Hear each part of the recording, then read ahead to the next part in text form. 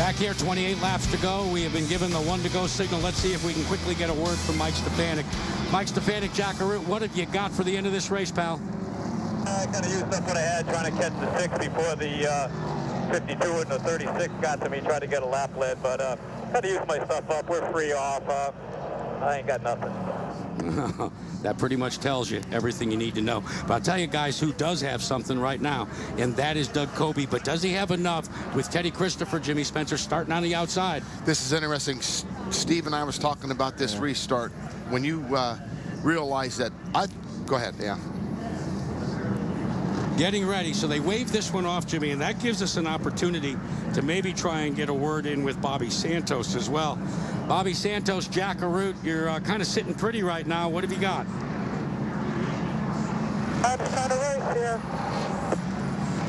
You know, when you feel the pressure, guys, you keep it short and you keep it sweet, don't you? Well, he's focused on it. It's a very important restart with less than 20 laps to go. And getting back to this restart, we see Coby and we see the 36 of Teddy. I'm surprised that Coby started on the inside. He didn't want to give Teddy that inside because we all know Teddy does a slide jump on them restarts. So Kobe's played part in this before. This is very interesting. But you like the 4 shot. Well, I'll tell you what. I mean, the 4 I think is in the catbird, Steve, because I mean, depending what the 52 and the 36 do on this restart, I think the 4 might lay back and just make sure they get through this okay. And if not, he'll be following the 6 through to the front. We're about to find out. 16 laps to go in this one. 150 laps, the advertised distance on the gas coming. Up through the gearbox comes Doug Coby. Does he have enough to take Christopher into turn number 1? Coby goes up on the high side. Green stays out. Here comes Silk on the inside. And the TS Haulers number 6. We heard Mike say he had nothing left, so he's just sort of hanging on to get the best finish he can. But boy, old Coby, boy, his car exits turn 4 really strong. Teddy back to the inside. Trying the inside, runs down the hill, down the backstretch, and let's give a call in the 6th position. Ryan Preece, who started way, way back in this field. In fact, he took the green in 28th spot, has worked his way up as a Stefanik. Talking about using up his car, he got sideways there, guys, coming out of turn number 4. He said he was loose, and they proved it right there that when he got a little loose off of 4, he paid a price for it there. Gary McDonald spins, but does not bring out the caution, tries to refire the car here on the front straightaway, and it does bring out the caution. Caution is out. It will certainly be a quick one, though. Well, I think Teddy Christopher's sitting there licking his chops right now again, having a second shot at this again, and it'll be interesting to see. I think Coby will pick the inside again, so we'll just have to see what happens here in the restart. We're getting ready to go back to green. Bobby Santos, guys, has developed a problem during this caution. The car is not shifting the way he would like. He's on the inside on this restart. We're going to have to watch him very carefully. He's got to finish 7th or better, or this championship could be up and be a tussle. Right now, it is Christopher and Coby that'll bring the field down, and Silky still in that 3rd spot, and Ryan Preece in the 4th position. He does have problems on that restart. You can see Santos could not come up through the gearbox as quickly as Ryan Preece. Darting and diving to the inside. It is TC Ted Christopher. But look at Doug Coby. He just shoots down into turn number 3. And his best part of his racetrack is right there coming off of 4. So Teddy's going to make a move. He's got to make it 1 and 2. But old Santos, that was a big restart for him because if he has a shifter problem, 24 cars on the lead lap right now, he would lose the championship. Right now, he got it in high gear, and he's rolling along in 6th position. 6th position. He's got to finish 7th or better. Eric Beers trails him. Ryan Preece, the blue bowler, number 3, is directly in front of him as we run down the laps. And let's see if what Ted Christopher might have for Doug Coby of Milford, Connecticut. And McDonald spins again, and it's precisely the same place. And no caution this time. They tell him to refire the car. He does. He pulls out directly in front of the field. We are still green here. Narrowing down with less than 6 laps to go. This is a very intense moment for Bobby Santos. Remember, Steve, you raced for the championship because you knew it wasn't over till that checker waved. And the car made so many noises on those last 5 laps. Vibrations. We've never heard of them before. Vibrations, tires, transmissions. Everything was shaking. So I'm sure that's part of what he's here to. They say when you go to Vegas, you're not supposed to count cars. Well, when you run in a modified tour, you don't want to count laps, but that's exactly what Bobby Santos is doing right now. Ryan Preece has turned the heat up, and he has moved into the 4th position, getting by Ronnie Silk, who was one of our early leaders. And Doug Kobe, this is a one-off ride for this kid from Milford, Connecticut, and he is doing Wayne Darling proud. Will Doug Kobe or Ted Christopher win this one? Or will we see, like in the Whelen Southern Modified Tour, in the last couple of races, there you go. It looked like he let him go. But look at Looks like something happened to him off of 2. Here comes Kobe on the inside. Looks like something happened to Kobe's car. It'll be interesting to see if he let him go to get those 5 bonus points or something, because he just stopped, it seemed like, and let that 36 go by.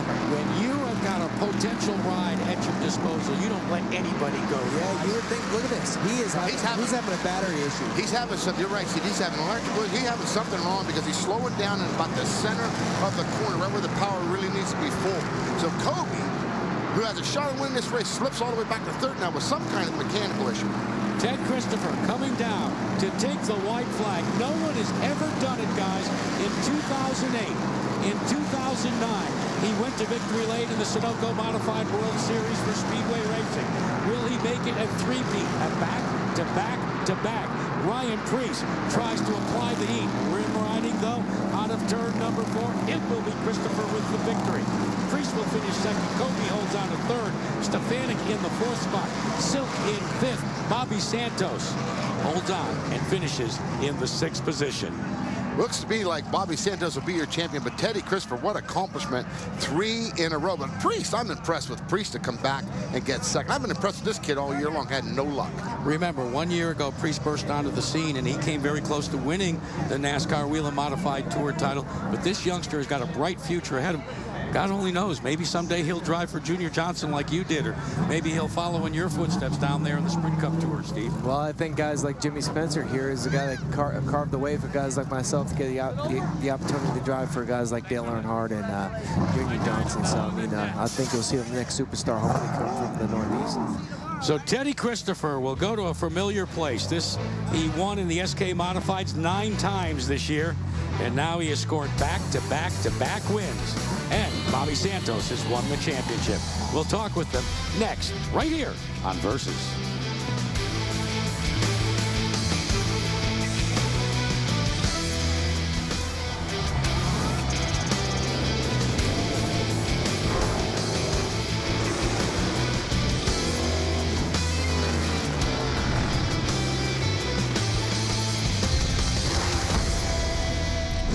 Back here at Thompson, we have crowned a race winner, and Jimmy Spencer, we've crowned a champion as well.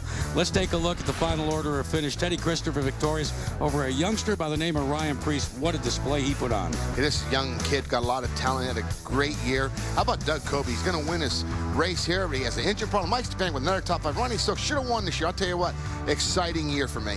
For Ted Christopher, it's a back-to-back-to-back Sunoco World Series championship. Let's check in with Kelly Stavitz. Kelly? Well, Ted Christopher wins the World Series for the 3rd year in a row and picks up his 4th victory on the season. And he did it in the 11th hour. Ted, nothing like pulling off that victory there with just a handful of laps to go.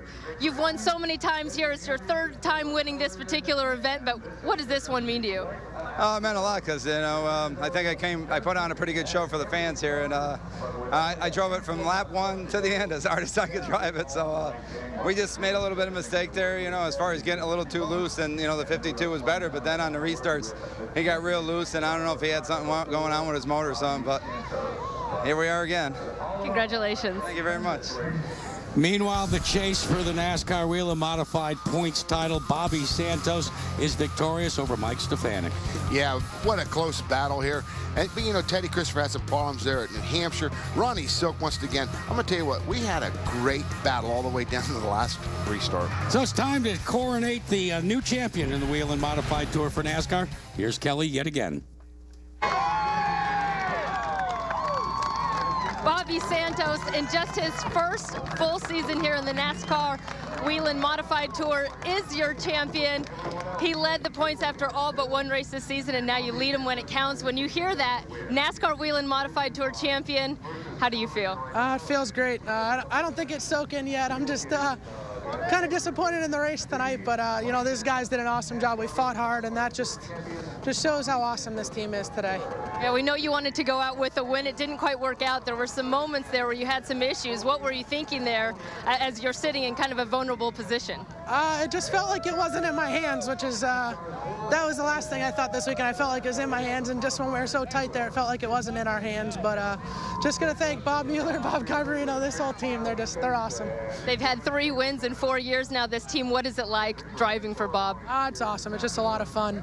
I guess it's just meant to be. We got 4 wins and 4 poles, so I guess we just wasn't meant to win today, but I'm just happy we got the championship. Well, congratulations. Go celebrate. Thank you. 4 wins, 4 poles, 4 car number 4. Congratulations to Bob Garbarino, the car owner. I want to thank you for joining us all season long here on Versus for the NASCAR Whelen Modified Tour. For more information on all the Versus programming, make sure that you visit Versus.com. Our congratulations to Ted Christopher for winning the race, and to our 2010 NASCAR Whelen Modified Tour champion, Bobby Santos. For Kelly Stavis and Jimmy Spencer, I'm Jack Arute. Hope you enjoyed it. So long, everyone.